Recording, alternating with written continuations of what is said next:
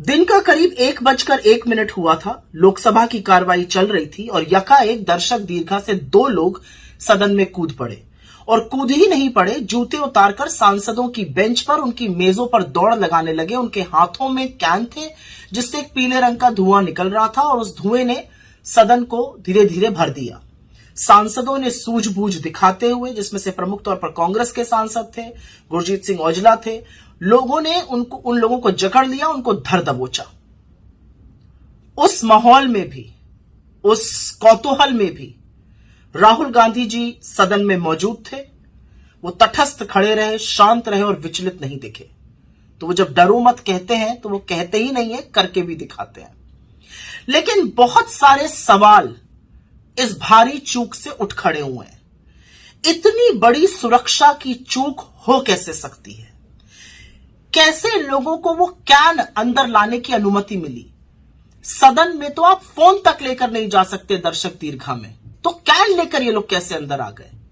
और सबसे पते की बात यह है कि आज से ठीक 22 साल पहले 13 दिसंबर के दिन इस देश के संसद पर आतंकी हमला हुआ था और हर दल के सांसद ने आज उन वीर सपूतों को अपनी श्रद्धांजलि दी जिन्होंने अपनी जान की परवाह किए बिना इस देश के संसद की रक्षा की थी। आज तो पूरे देश में रेड अलर्ट लगा हुआ है। आज तो सुरक्षा के जो बंदोबस्त थे वो और पुख्ता होने चाहिए थे। तो बजाय पुख्ता होने के 2 लड़के देश के सदन में घुसकर आतंक फैला रहे हैं, अराजकता कर रहे हैं। किसकी जिम्मेदारी है? और उससे भी बड़ी पते की बात यह है कि इनकी जो एंट्री हुई सदन के अंदर, उसका पास बनाने में और उस पास की सिफारिश और हस्ताक्षर किया भाजपा के मैसूर के सांसद श्री प्रताप सिम्हा जी ने। तो उनकी क्या जवाबदेही है? क्या वो जानते थे ये लोग कौन है? क्या वो बिना जाने साइन कर रहे थे? क्या वो जानते थे कि ये लोग अराजकता फैलाना चाहते? क्योंकि इतनी बड़ी सुरक्षा में चूक ऐसे ही नहीं हो जाती है। उनकी क्या जिम्मेदारी तय होगी? अगर देश की सदन को, देश के संसद में सुरक्षा में भारी चूक हो रही है तो क्या उनको निष्कासित किया जाएगा? क्या उनको एक्सपेल किया जाएगा पार्लियामेंट से? क्योंकि उनके हस्ताक्षर से, उनकी सिफारिश से ये सब लोग यहां पर आए थे। एक और बात है, जो लोग सरहद को सुरक्षित रखने का दंभ भरते हैं वो इस देश के सदन को तो सुरक्षित रख नहीं पा रहे हैं।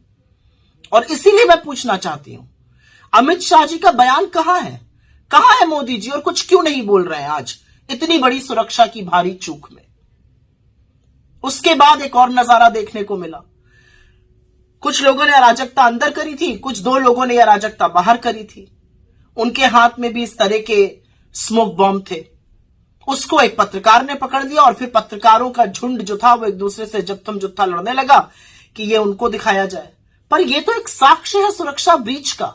It is an evidence for the security breach. तो ये कैसे लोगों के हाथ में है?